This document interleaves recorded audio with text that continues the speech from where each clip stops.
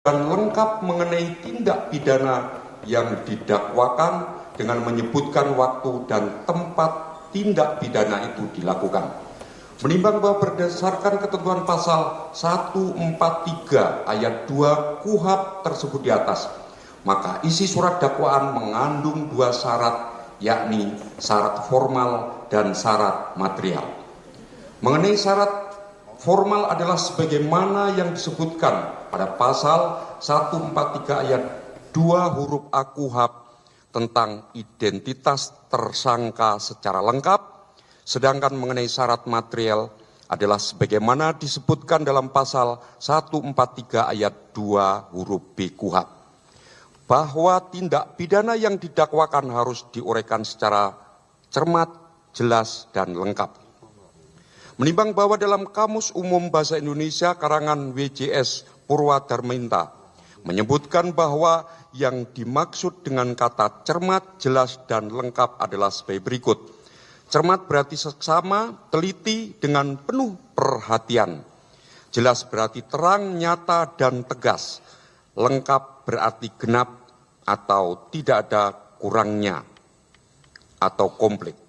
Menimbang bahwa merujuk pada putusan Mahkamah Agung RI nomor 492K/Pit 1984 tanggal 29 Mei 1985, syarat cermat, jelas, dan lengkap dalam dakwaan harus dimaknai secara proporsional dengan tujuan utama untuk menjamin kepastian hukum dan memberikan pemahaman yang memadai bagi terdakwa tentang perbuatan yang didakwakan, bukan semata-mata formalitas yang dapat menggagalkan proses peradilan. Menimbang bahwa selanjutnya majelis hakim akan mempertimbangkan pokok-pokok keberatan tersebut di atas. A. Terhadap keberatan mengenai surat perintah penyidikan dan surat pemberitahuan dimulainya penyidikan yang ditandatangani oleh pejabat pemerintahan tanpa dasar kewenangan. Menimbang bahwa terdakwa melalui penasihat hukumnya mendalilkan surat perintah penyidikan dalam kurung bukti T1 dan T2 dan surat pemberitahuan dimulainya penyidikan sebagaimana bukti T3 dan T4 ditandatangani oleh pejabat yang tidak memiliki kewenangan, yakni Ketua KPK Setio Budianto dan Deputi Bidang Penindakan dan Eksekusi UB Direktur Penyidikan Asep Guntur Rahayu, karena pasal 21 ayat 4 Undang-Undang nomor 19 tahun 2019 tentang perubahan kedua atas Undang-Undang nomor 30 tahun 2002 tentang Komisi Pemberantasan Tindak Pidana Korupsi telah mengubah kewenangan pimpinan KPK yang semula adalah penyidik dan penuntut umum menjadi hanya bersifat kolektif kolegial. Menimbang bahwa memperhatikan pasal 6 huruf E Undang-Undang nomor 19 tahun 2019 tentang perubahan kedua atas Undang-Undang nomor 30 tahun 2002 tentang Komisi Pemberantasan Tindak Pidana Korupsi menyatakan Komisi Pemberantasan Korupsi bertugas melakukan penyelidikan, penyidikan, dan penuntutan terhadap tindak pidana korupsi. Menimbang bahwa berdasarkan pasal 6 huruf E tersebut, maka undang-undang memberikan tugas atau kewenangan kepada KPK secara kelembagaan untuk melakukan penyelidikan, penyidikan, dan penuntutan di mana dalam lembaga KPK itu sendiri terdiri dari Dewan Pengawas yang berwenang memberikan izin penyadapan, penggeledahan, dan penyitaan, serta pimpinan KPK dan pegawai. Dengan demikian, pimpinan KPK mempunyai kewenangan secara atribusi untuk melakukan penyelidikan, penyidikan, dan penuntutan, meskipun tidak secara eksplisit termuat dalam Undang-Undang nomor 19 tahun 2019, sehingga majelis hakim menilai bahwa perubahan kewenangan pimpinan KPK dalam Undang-Undang nomor 19 tahun 2019 tidaklah serta-merta menghilangkan kewenangan KPK sebagai lembaga dalam melaksanakan fungsi penyidikan dan penuntutan. Menimbang bahwa secara kelembagaan kewenangan KPK untuk melakukan penyelidikan, penyidikan dan penuntutan merupakan kewenangan atributif yang diberikan langsung oleh undang-undang. Sehingga perubahan struktur kepemimpinan internal KPK dari individual menjadi kolektif kolegial tidak menghilangkan kewenangan kelembagaan tersebut. Menimbang bahwa meskipun pimpinan KPK tidak lagi secara individual menjadi penyidik atau penuntut umum, sebagaimana diatur dalam Undang-Undang Nomor 11 Tahun 2019, namun Ketua KPK selaku pimpinan lembaga tetap memiliki kewenangan untuk menerbitkan surat perintah penyidikan sebagai bagian dari fungsi manajemen organisasi dan pelaksanaan tugas KPK dalam pemberantasan tindak pidana korupsi. Menimbang bahwa penandatanganan surat perintah penyidikan oleh Ketua KPK merupakan tindakan administratif yang merepresentasikan lembaga KPK secara institusional, bukan tindakan Ketua KPK sebagai penyidik secara individual. Menimbang bahwa untuk menilai keabsahan tindakan administrasi pemerintahan tersebut, pemerintahan termasuk penerbitan surat perintah penyidikan dan SPDP perlu memperhatikan prinsip-prinsip dalam hukum administrasi negara, di mana tindakan tersebut masih dalam lingkup kewenangan KPK sebagai lembaga yang berwenang melakukan penyidikan tindak pidana korupsi sebagaimana diatur dalam pasal 6 huruf E Undang-Undang Nomor 19 Tahun 2019. Menimbang bahwa berdasarkan prinsip delegasi kewenangan dalam hukum administrasi negara, pimpinan KPK dapat mendelegasikan kewenangan administratif tertentu kepada pejabat di bawahnya, termasuk penandatanganan surat perintah penyidikan dan SPDP, sepanjang tidak terkait dengan kewenangan yang bersifat substantif yang memerlukan persetujuan kolektif. Menimbang bahwa selain itu terhadap keberatan atas penandatanganan surat perintah penyidikan dan SPDP oleh Ketua KPK, dan Deputi Bidang Penindakan dan Eksekusi bukanlah merupakan objek yang dapat dijadikan alasan pembatalan dakwaan dalam pemeriksaan perkara pidana. Menimbang bahwa berdasarkan pertimbangan tersebut di atas, maka keberatan terdakwa mengenai surat perintah penyidikan dan SPDP yang ditandatangani oleh pejabat pemerintahan tanpa dasar kewenangan haruslah dikesampingkan. B. Terhadap keberatan mengenai tindakan penyidikan dan penuntutan oleh penuntut umum bertentangan dengan KUHP dan prinsip due process of law. Menimbang bahwa terdakwa dalam eksepsinya secara pribadi maupun melalui penasihat hukumnya mendalilkan bahwa tindakan penyidikan dan penuntutan bertentangan dengan KUHP dan prinsip due process of law dengan beberapa alasan, antara lain dakwaan bertentangan dengan putusan yang telah berkekuatan hukum tetap untuk terdakwa Wahyu Setiawan, Agustiani Tio Fridelina sebagaimana bukti T8 dan Saiful Bahri bukti T7. Dakwaan tidak disusun berdasarkan berkas perkara secara utuh. Pemanggilan saksi dari penyidik KPK tidak bisa dikategorikan sebagai saksi verbalisan dan terdakwa ditetapkan sebagai tersangka tanpa dipanggil dan diperiksa sebagai calon tersangka. Menimbang bahwa terkait dengan dalil bahwa dakwaan bertentangan dengan putusan yang telah berkekuatan hukum tetap untuk terdakwa Wahyu Setiawan, Agustiani Tio Fridelina, dan Saiful Bahri, Majelis Hakim berpendapat bahwa putusan-putusan tersebut tidak secara otomatis mengikat atau membatasi penuntutan terhadap pihak lain, termasuk terdakwa Hasto Kristianto, yang diduga terlibat dalam tindak pidana yang sama.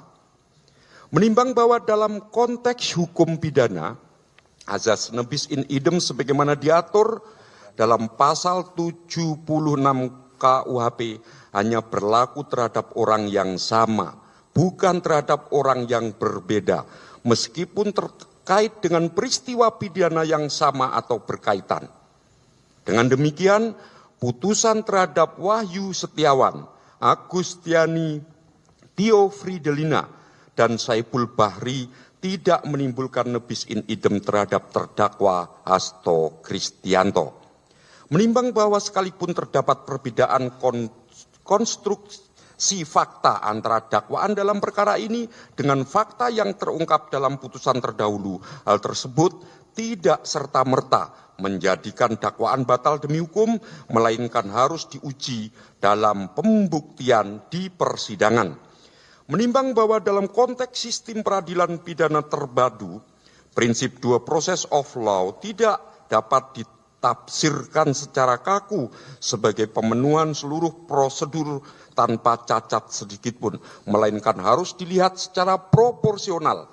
Apakah pelanggaran prosedural yang terjadi bersifat substansial dan menyebabkan ketidakadilan yang nyata bagi terdakwa. Menimbang bahwa mengenai dalil bahwa dakwaan tidak disusun berdasarkan berkas perkara secara utuh, Majelis Hakim berpendapat bahwa hal tersebut merupakan materi pembuktian yang harus dibuktikan dalam pemeriksaan pokok perkara dan tidak dapat dijadikan dasar untuk membatalkan dakwaan dalam tahap eksepsi.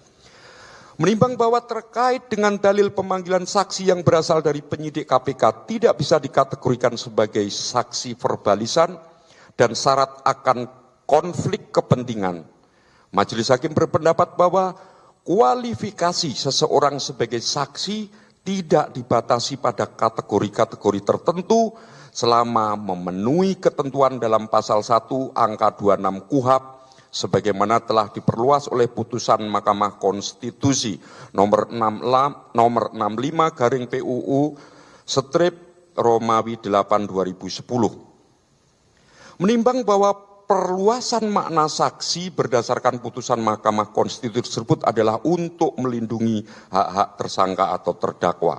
Namun tidak berarti membatasi pihak-pihak yang dapat dihadirkan sebagai saksi dalam pemeriksaan perkara pidana. Menimbang bahwa mengenai dalil terdakwa ditetapkan sebagai tersangka tanpa dipanggil dan diperiksa sebagai calon tersangka, Majelis Hakim menilai bahwa pemeriksaan calon tersangka adalah persoalan prosedural dalam proses penyidikan yang tidak secara otomatis menjadikan penyidikan batal. Menimbang bahwa sesuai dengan putusan Mahkamah Konstitusi nomor 21 garing PUU strip Romawi 12 2014, penetapan tersangka harus didasarkan pada minimal 2 alat bukti dan jika terdapat kekurangan prosedural dalam proses tersebut, hal itu dapat diuji melalui pra-peradilan sebagaimana diatur dalam pasal 77 KUHP.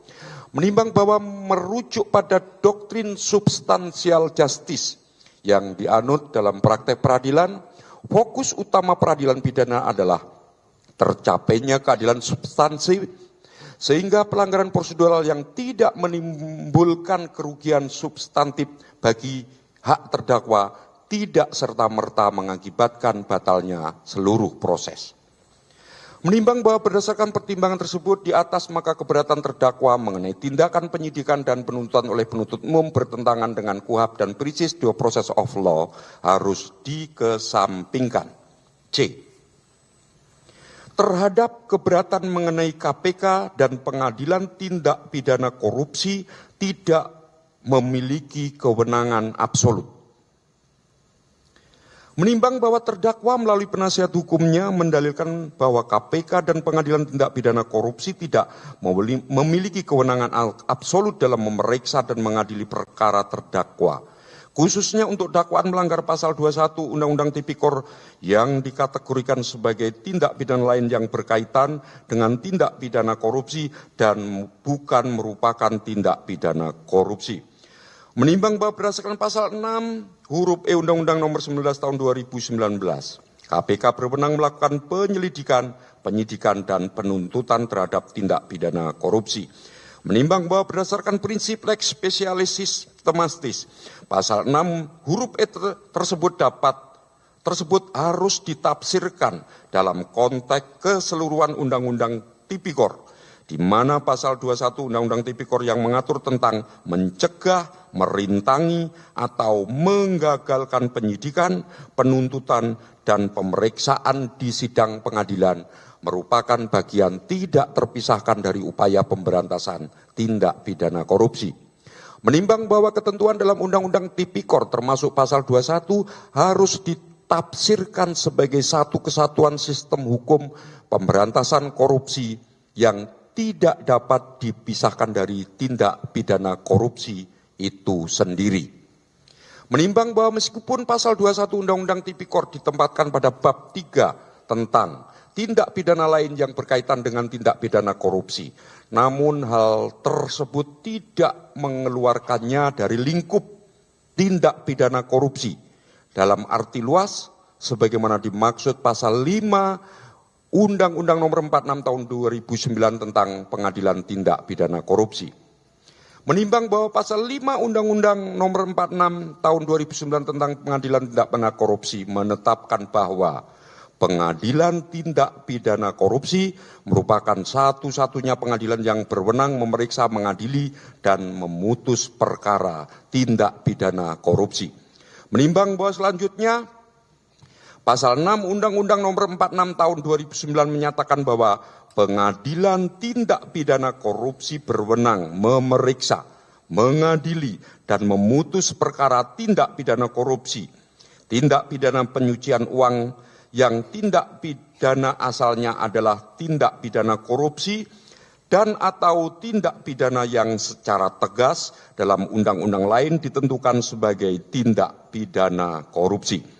Menimbang bahwa penjelasan pasal 6 huruf A Undang-Undang Nomor 46 Tahun 2009 menyebutkan bahwa yang dimaksud dengan tindak pidana korupsi meliputi tindak pidana yang diatur dalam Undang-Undang Nomor 31 Tahun 9 tentang pemberantasan tindak pidana korupsi sebagaimana telah diubah dengan Undang-Undang Nomor 20 Tahun 2021 tanpa adanya pengecualian terhadap ketentuan dalam bab 3 Undang-Undang Tipikor. Menimbang bahwa kewenangan absolut Pengadilan Tipikor mencakup seluruh tindak pidana yang diatur dalam Undang-Undang Tipikor sebagaimana ditegaskan dalam pasal 6 Undang-Undang Pengadilan Tipikor tanpa pengecualian terhadap tindak pidana yang diatur dalam bab 3 Undang-Undang Tindak Pidana Korupsi. Menimbang bahwa praktik peradilan selama ini juga menunjukkan bahwa Pengadilan Tindak Pidana Korupsi telah memeriksa, mengadili, dan memutus perkara tindak pidana yang diatur dalam pasal 21 Undang-Undang Tipikor, sebagaimana dapat dilihat dalam putusan Mahkamah Agung nomor 78 PK/Pitsus 2021 dan putusan Mahkamah Agung nomor 3315 K/Pitsus 2018 atas nama terdakwa Dr. Fredrik Yunadi SHLLM MBA. Menimbang bahwa berdasarkan pertimbangan tersebut di atas, maka keberatan terdakwa mengenai KPK dan Pengadilan Tindak Pidana Korupsi tidak memiliki kewenangan absolut haruslah ditolak. Terhadap keberatan mengenai proses penyelidikan, penyidikan dan penuntutan yang dilakukan KPK melanggar hak asasi terdakwa. Menimbang bahwa terdakwa maupun penasihat hukumnya mendalilkan yang pada pokoknya proses penyelidikan, penyidikan dan penuntutan yang dilakukan oleh KPK dilakukan secara melanggar hukum dan melanggar hak asasi terdakwa yang dijamin dalam pasal 65 Jo pasal 116 ayat 3 dan 4 KUHP khususnya hak untuk mengajukan ahli meringankan.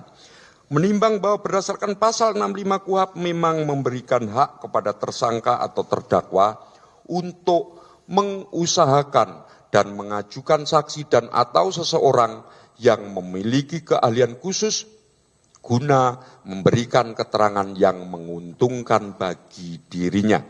Menimbang bahwa pasal 116 ayat 3 dan 4 KUHP juga mengatur bahwa pemeriksaan tersangka ditanya apakah ia menghendaki didengarnya saksi yang dapat menguntungkan baginya, dan dalam hal tersangka menghendaki saksi tersebut, penyidik wajib memanggil dan memeriksa saksi tersebut.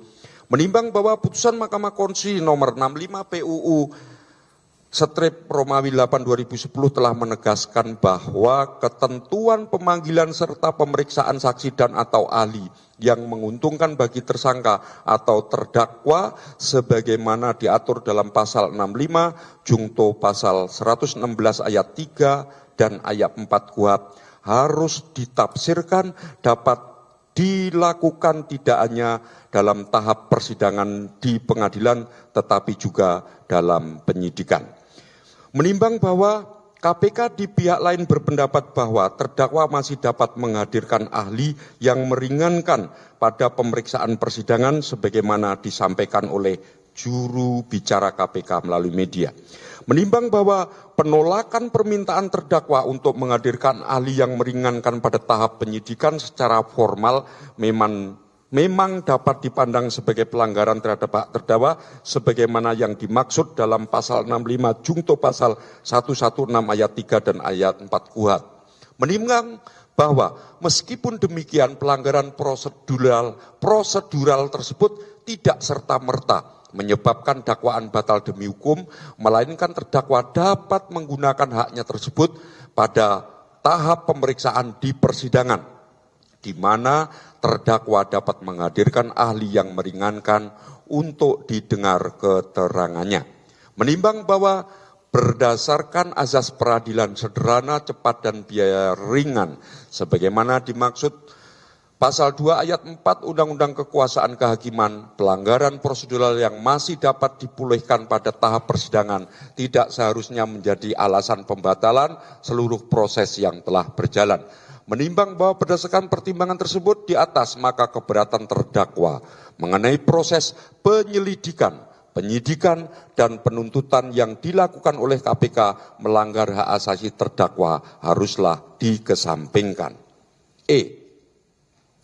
Terhadap keberatan mengenai kelirunya penafsiran penuntut umum terhadap pasal 21 Undang-Undang Tindak Pidana Korupsi. Menimbang bahwa terdakwa melalui penasihat hukumnya mendalilkan bahwa penuntut umum keliru menafsirkan perintangan proses peradilan sebagaimana diatur dalam pasal 21 Undang-Undang Tipikor dan terdakwa dilindungi azas non-self incrimination. Menimbang bahwa terdakwa mendalilkan pasal 21 Undang-Undang Tipikor tidak berlaku bagi tersangka atau terdakwa sendiri karena terlindungi oleh azas non-self incrimination, melainkan hanya dapat diterapkan terhadap pihak ketiga atau saksi yang karena sifat perbuatannya tidak dapat didakwa dengan tindak pidana pokok. Menimbang bahwa berdasarkan penafsiran sistematis dan teleologis mengenai penafsiran terhadap pasal 21 Undang-Undang Tipikor tersebut, Majelis Hakim berpendapat bahwa rumusan pasal tersebut menggunakan frasa setiap orang yang berarti mencakup siapa saja tanpa kecuali, termasuk tersangka atau terdakwa dalam perkara korupsi. Menimbang bahwa pasal 21 Undang-Undang Tipikor dimaksudkan untuk melindungi integritas proses peradilan tindak pidana korupsi dari upaya-upaya yang dapat menghambat atau menggagalkan pencarian kebenaran material terlepas dari siapa yang melakukan perbuatan tersebut. Menimbang bahwa meskipun azas non-self incrimination melindungi tersangka atau terdakwa untuk tidak menjerat dirinya sendiri, namun hal tersebut terbatas pada hak untuk tidak memberikan keterangan yang memberatkan dirinya dan tidak mencakup tindakan aktif untuk mencegah, merintangi, atau menggagalkan proses hukum.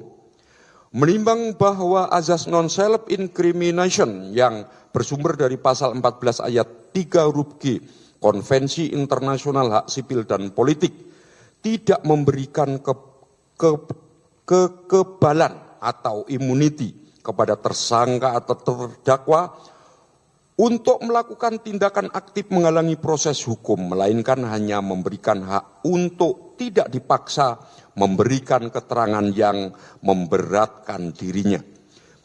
Menimbang bahwa penafsiran yang menyatakan pasal 21 Undang-Undang Tipikor hanya dapat diterapkan terhadap pihak ketiga atau saksi tidak memiliki dasar hukum yang cukup karena tidak tercantum dalam rumasan pasal maupun penjelasannya. Menimbang bahwa putusan Mahkamah Agung nomor 1 PK Pitsus 2016 yang dijadikan dasar oleh terdakwa memiliki konteks dan pertimbangan hukum yang berbeda dengan perkara akuo sehingga tidak dapat serta-merta diterapkan dalam perkara ini. Menimbang bahwa berdasarkan pertimbangan tersebut di atas, maka keberatan terdakwa mengenai kelirunya penafsiran penuntut umum terhadap pasal 21 Undang-Undang Tipikor haruslah ditolak. F. Terhadap keberatan mengenai diabaikannya prinsip penyertaan mutlak perlu pada delik suap. Menimbang bahwa terdakwa melalui penasihat hukumnya mendalilkan bahwa dakwaan penuntut umum tidak cermat karena mengabaikan prinsip penyertaan mutlak perlu atau noodzakelijk deelneming pada delik suap atau delik suap berpasangan dan tidak jelas siapa penerima suap dalam perkara terdakwa karena dalam kasus Wahyu Setiawan dan Agustiani Tio Fridelina, nama terdakwa tidak disebut sebagai pemberi suap. Menimbang bahwa dalam konteks penegakan hukum pidana terkait dengan dalil tersebut, majelis hakim berpendapat bahwa meskipun tindak pidana suap merupakan delik berpasangan yang memerlukan adanya pemberi dan penerima, namun hal tersebut tidak membatasi kemungkinan bahwa dalam rangkaian peristiwa suap mungkin terdapat pihak-pihak lain yang terlibat selain yang telah diproses hukum terlebih dahulu. Menimbang bahwa prinsip noodzakelijk deelneming pada delik suap tidak dimaksudkan sebagai hambatan prosedural yang mengharuskan semua pelaku diproses dalam satu berkas perkara, melainkan sebagai karakteristik substantif dari delik yang memerlukan minimal dua pihak dalam terjadinya tindak pidana. Menimbang bahwa berdasarkan praktik penegakan hukum tindak pidana korupsi, pemisahan berkas perkara atau splitsing terhadap para pelaku dalam tindak pidana suap merupakan praktek yang lazim dan sah menurut hukum acara pidana sebagaimana diatur dalam pasal 142 KUHP.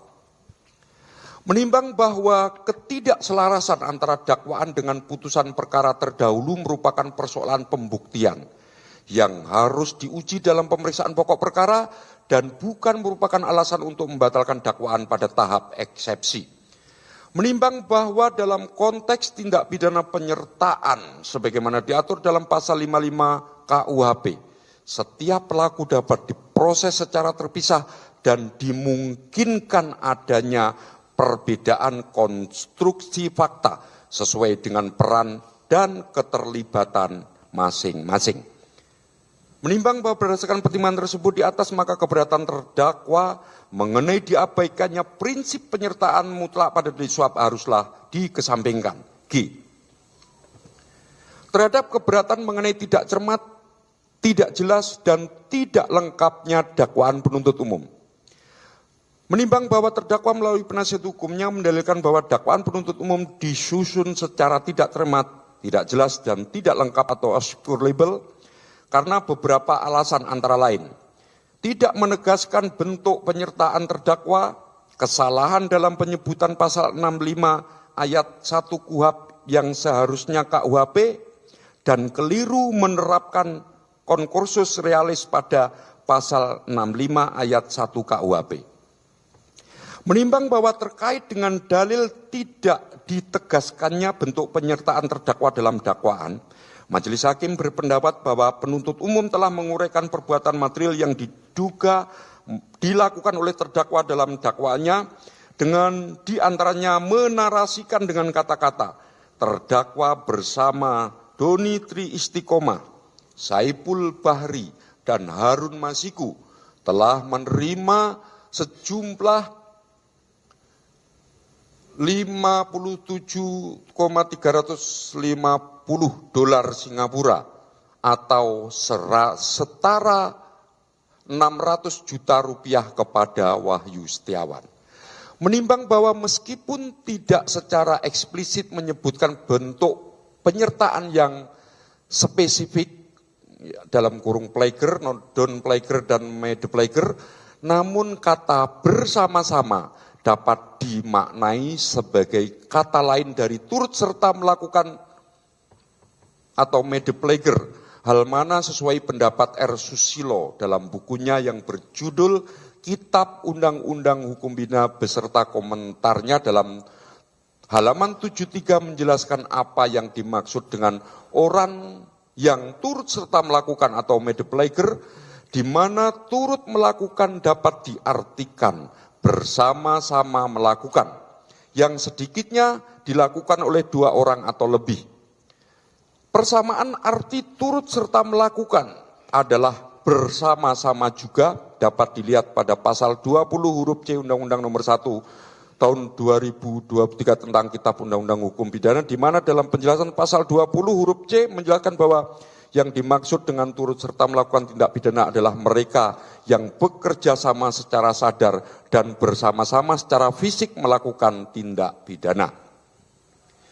Menimbang bahwa merujuk pada jurisprudensi Mahkamah Agung dalam putusan nomor 492 Kapit 84 tanggal 29 Mei 85, surat dakwaan harus dinilai secara keseluruhan dan tidak terpaku pada formalitas perumusan sepanjang terdakwa dapat memahami dengan jelas perbuatan apa yang didakwakan kepadanya. Menimbang bahwa berdasarkan pertimbangan tersebut di atas, maka meskipun tidak secara tegas disebutkan penyertaan dalam pasal 55 ayat 1 ke 1 KUHP dalam surat dakwaan, namun dengan adanya uraian perbuatan material terdakwa dalam penyertaan termasuk dengan penyebutan bersama-sama, tidak menyebabkan dakwaan batal demi hukum. Menimbang bahwa mengenai kekeliruan penyebutan pasal 65 ayat 1 KUHP yang seharusnya pasal 65 ayat 1 KUHP dan telah diajukan renvoi oleh penuntut umum pada persidangan tanggal 14 Maret 2025, meskipun terdakwa melalui penasihat hukumnya menolak renvoi tersebut, Majelis Hakim berpendapat bahwa sepanjang perubahan melalui renvoi secara substansi tidak menggambarkan suatu tindak pidana baru, perubahan atas surat dakwaan boleh saja dilakukan oleh penuntut umum yang dapat dipandang sebagai kesalahan penulisan atau clerical error yang tidak substansial. Menimbang bahwa terhadap kesalahan penulisan dapat dilakukan koreksi redaksional dengan cara merenvoi, di mana koreksi semacam itu tidak terikat pada pasal 144 KUHP. Sehingga dengan demikian, perubahan kesalahan ketik pada surat dakwaan tersebut tidak bisa dijadikan dasar untuk menyatakan dakwaan batal demi hukum, karena dari keseluruhan isi dakwaan dalam perkara ini dapat dipahami dengan jelas bahwa yang dimaksud adalah pasal 65 ayat 1 KUHP. Terlebih lagi dalam praktek peradilan terkait salah ketik pada surat dakwaan berdasarkan putusan Mahkamah Agung nomor 1162 Kapit garing 1986 menyatakan bahwa kekeliruan pengetikan yang tidak mengubah materi dalam surat dakwaan tidak membawa akibat hukum. Menimbang bahwa mengenai kekeliruan penerapan konkursus realis, Majelis Hakim berpendapat bahwa hal tersebut merupakan persoalan penerapan hukum pidana material yang harus dipertimbangkan setelah pembuktian dalam pemeriksaan pokok perkara dan bukan merupakan alasan untuk membatalkan dakwaan pada tahap eksepsi. Menimbang bahwa berdasarkan pertimbangan tersebut di atas, maka keberatan terdakwa mengenai tidak cermat, tidak jelas dan tidak lengkapnya dakwaan penuntut umum haruslah ditolak. Terhadap keberatan mengenai dakwaan penuntut umum telah salah karena menguraikan perbuatan terdakwa pada saat proses penyelidikan terhadap Harun Masiku. Menimbang bahwa terdakwa melalui penasihat hukumnya mendalilkan bahwa pasal 21 Undang-Undang Tipikor terbatas pada perbuatan seseorang yang menghalangi proses penyidikan, penuntutan, dan pemeriksaan di sidang pengadilan sehingga dakwaan penuntut umum telah salah karena menguraikan perbuatan terdakwa pada saat proses penyelidikan terhadap Harun Masiku. Menimbang bahwa terdakwa mendalilkan bahwa rangkaian perbuatan terdakwa yang didalilkan oleh penuntut umum terjadi pada tanggal 8 Januari 2020. Sedangkan surat perintah penyidikan terhadap Harun Masiku baru diterbitkan pada tanggal 9 Januari 2020. Menimbang bahwa mengenai dalil tersebut, Majelis Hakim berpendapat bahwa rumusan pasal 21 Undang-Undang Tipikor memang mengatur mengenai perbuatan yang dengan sengaja mencegah, merintangi atau menggagalkan penyidikan, penuntutan, dan pemeriksaan di sidang pengadilan dan tidak menyebutkan penyelidikan. Menimbang bahwa dalam konteks penegakan hukum, tindak pidana korupsi, tahapan penyelidikan dan penyidikan merupakan rangkaian proses yang berkelanjutan. Sehingga perbuatan yang dilakukan menjelang dimulai penyidikan formal dengan tujuan mencegah penyidikan tetap dapat dikategorikan sebagai perbuatan mencegah penyidikan dalam arti material. Menimbang bahwa meskipun demikian, perbuatan yang dilakukan menjelang dimulainya penyidikan dengan tujuan untuk mencegah atau merintangi penyidikan yang akan segera dimulai dapat dikategorikan sebagai perbuatan yang mencegah atau merintangi penyidikan secara tidak langsung sebagaimana dirumuskan dalam pasal 21 Undang-Undang Tipikor tersebut. Menimbang bahwa berdasarkan doktrin hukum pidana tentang actus reus yang berkelanjutan dan mens rea yang menyertainya, perbuatan yang dilakukan sebelum formal dimulai penyidikan namun dengan tujuan untuk menghalangi penyidikan yang akan segera dimulai tetap dapat dikategorikan sebagai perbuatan yang mencegah penyidikan sebagaimana maksud pasal 21 Undang-Undang Tipikor. Menimbang bahwa penafsiran sempit terhadap frasa mencegah, merintangi atau menggagalkan penyidikan dalam pasal 21 Undang-Undang Tipikor hanya pada perbuatan setelah penyidikan formal dimulai berpotensi menciptakan celah hukum yang dapat dimanfaatkan untuk menghindari penegakan hukum. Menimbang bahwa penilaian mengenai apakah perbuatan terdakwa termasuk dalam kategori mencegah, merintangi, atau menggagalkan penyidikan secara langsung atau tidak langsung tersebut adalah persoalan pembuktian yang harus diuji dalam pemeriksaan pokok perkara. Menimbang bahwa berdasarkan pertimbangan tersebut di atas, maka keberatan terdakwa mengenai dakwaan penuntut umum yang telah salah karena menguraikan perbuatan terdakwa pada saat proses penyidikan, pada saat proses penyelidikan terhadap Harun Masiku haruslah dikesampingkan. Keberatan terhadap tidak ada kerugian negara sehingga bukan menjadi kewenangan KPK. Menimbang bahwa terdakwa dalam eksepsinya secara pribadi menyatakan jika dalam perkara ini tidak ada kerugian keuangan negara karena Undang-Undang KPK nomor 19 tahun 2019 yang menegaskan kewenangan KPK dalam melakukan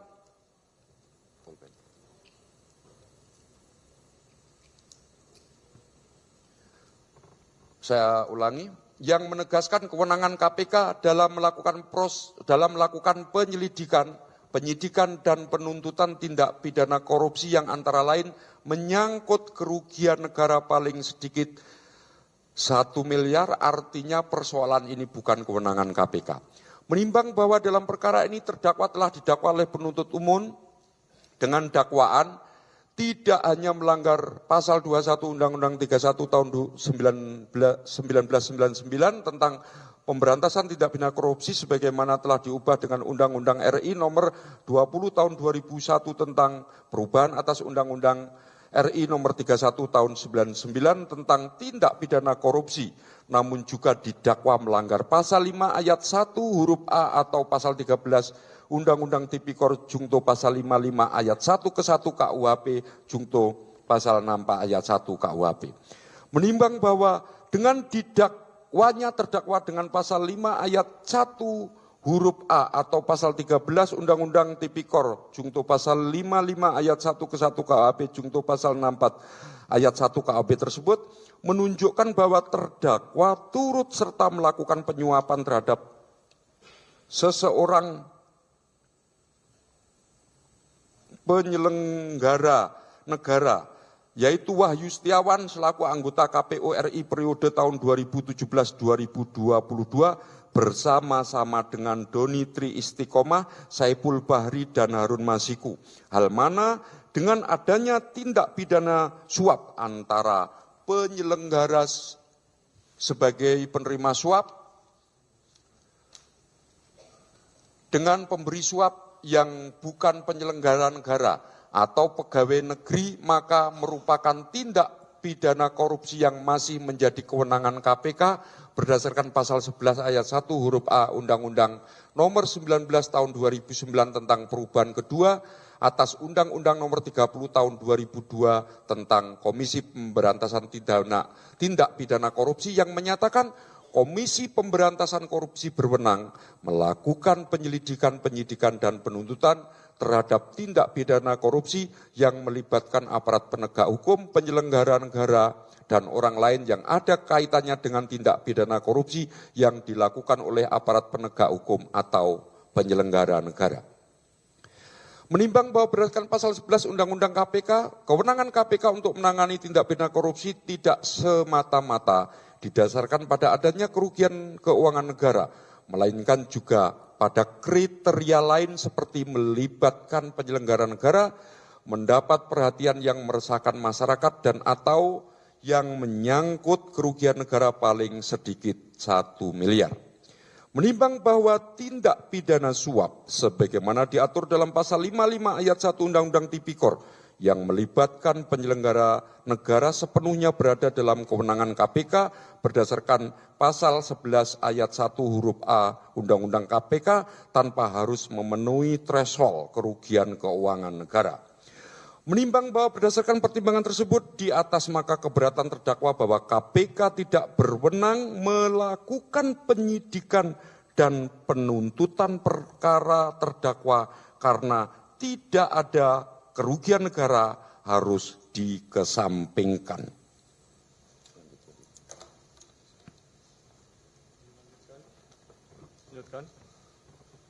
Menimbang bahwa sekedar sebagai suatu pandangan hukum sehubungan dengan surat dakwaan M. Yahya Harahap dalam bukunya Pembahasan Permasalahan dan Penerapan KUHP, Penyidikan dan Penuntutan pada halaman 384 menegaskan bahwa penguraian fakta dan keadaan yang lengkap dalam surat dakwaan lebih memberi penjelasan bagi terdakwa dan hakim tentang tindak pidana yang didakwakan. Akan tetapi, surat dakwaan yang tidak memuat uraian tentang fakta dan keadaan secara sempurna dan lengkap tidak mengakibatkan batalnya surat dakwaan. Menimbang bahwa selanjutnya ditegaskan dalam putusan Mahkamah Agung RI nomor 36K/KR 1968 tanggal 20 Agustus 1969 yang memberikan kaedah, walaupun surat dakwaan tidak menyebutkan fakta dan keadaan yang menyertai perbuatan yang didakwakan secara lengkap tergambar, tidak dengan sendirinya mengakibatkan batalnya putusan. Menimbang, kemudian M. Yahya Harahap SH menegaskan lebih lanjut dalam bukunya tersebut, halaman 161 dan 162, yang berpendapat bahwa sebenarnya pasal 143 ayat 2 huruf B KUHP tidak menyebut dengan tegas keharusan surat dakwaan menguraikan secara cermat, jelas, dan lengkap cara tindak pidana dilakukan. Dan yang diharuskan adalah uraian cermat, jelas, dan lengkap mengenai tindak pidana yang didakwakan, termasuk uraian tentang keadaan yang melekat pada tindak pidana. Namun tidak semua keadaan meski diuraikan, tetapi cukup keadaan yang benar-benar relevan dengan dan kejelasan tindak pidana yang didakwakan. Menimbang bahwa berdasarkan pendapat Dr. Subhana tersebut di atas, memperhatikan uraian surat dakwaan penuntut umum dalam perkara ini, Majelis Hakim menilai bahwa penuntut umum telah menguraikan unsur-unsur tindak pidana yang didakwakan secara cermat, jelas, dan lengkap berdasarkan hal-hal yang relevan dari hasil pemeriksaan penyidikan sehingga menjadi jelas tentang tindak pidana yang didakwakan. Menimbang bahwa merujuk pada prinsip peradilan cepat, sederhana, dan biaya ringan serta asas kepastian hukum, keberatan formil yang diajukan terdakwa dan penasihat hukum tidak cukup beralasan untuk menghentikan proses pemeriksaan perkara ini pada tahap eksepsi. Menimbang bahwa sejalan dengan tujuan hukum acara pidana yang menemukan kebenaran material dan mengadili dengan adil dan benar, maka sebagian keberatan-keberatan terdakwa dan penasihat hukumnya lebih menyangkut aspek pembuktian lebih tepat dipertimbangkan dalam pemeriksaan pokok perkara. Menimbang bahwa berdasarkan seluruh pertimbangan di atas, Majelis Hakim berpendapat bahwa keberatan eksepsi yang diajukan oleh terdakwa melalui penasihat hukumnya tidak beralasan menurut hukum. Menimbang bahwa oleh karena keberatan eksepsi terdakwa tidak beralasan menurut hukum, maka pemeriksaan perkara ini harus dilanjutkan dalam pemeriksaan pokok perkara. Menimbang oleh karena putusan ini mengenai keberatan dari penasihat hukum terdakwa dan terdakwa terhadap terdakwa penuntut umum, maka perhitungan mengenai biaya perkara ini ditangguhkan sampai dengan putusan akhir. Mengingat pasal 1656 ayat 1 dan ayat 2 Kitab Undang-Undang Nomor 8 1981 tentang hukum acara pidana atau KUHP mengadili 1. Menyatakan keberatan dari penasihat hukum terdakwa dan terdakwa Hasto Kristianto tidak dapat diterima. 2. Memerintahkan penuntut umum untuk melanjutkan pemeriksaan perkara nomor 36/Pisus/TPK/2025 PN Jakarta Pusat atas nama terdakwa Hasto Kristianto berdasarkan surat dakwaan penuntut umum tersebut di atas.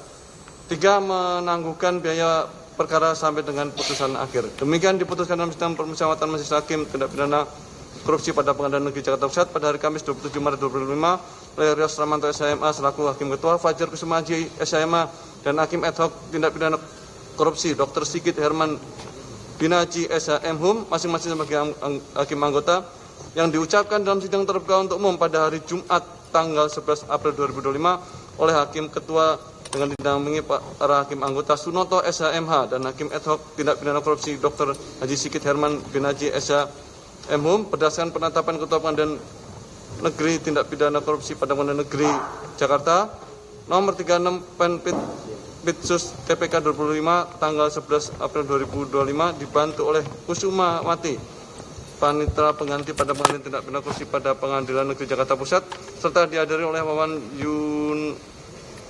Yunarwanto dan kawan-kawan penuntut umum pada Komisi Pemberantasan Korupsi dan terdakwa didampingi para penasihat hukumnya. Begitu ya putusan yang telah dijatuhkan oleh majelis, dan terhadap putusan ini kepada terdakwa dan penasihat hukum dapat mengajukan perlawanan sebagaimana telah ditentukan oleh undang-undang, dan oleh karena putusan penasihat hukum eksepsi atas penasihat hukum terdakwa ditolak, maka sidang dilanjutkan dengan acara berikutnya, yaitu adalah pemeriksaan saksi. Dan untuk itu setelah majelis bermusyawarah, maka acara berikutnya adalah pemeriksaan saksi diagendakan pada hari Kamis tanggal 17 April 2025. Ya, karena hari Jumat libur.